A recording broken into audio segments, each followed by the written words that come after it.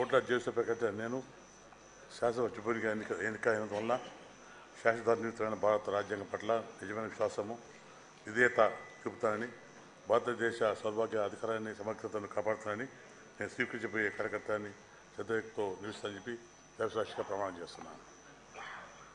ఆంధ్రప్రదేశ్ శాసనసభ సభ్యుడైన కోట్ల జేసీ ప్రకారం నేను సభా నియమాలు కట్టుబడి ఉంటానని వాటిని అనుసరిస్తానని సభా మర్యాదలను పాటిస్తానని సంప్రదాయంగా గౌరవిస్తానని చెప్పి దేవసాక్షిగా ప్రమాణం చేస్తున్నాను. శ్రీ జోగేశ్వరరావు వి.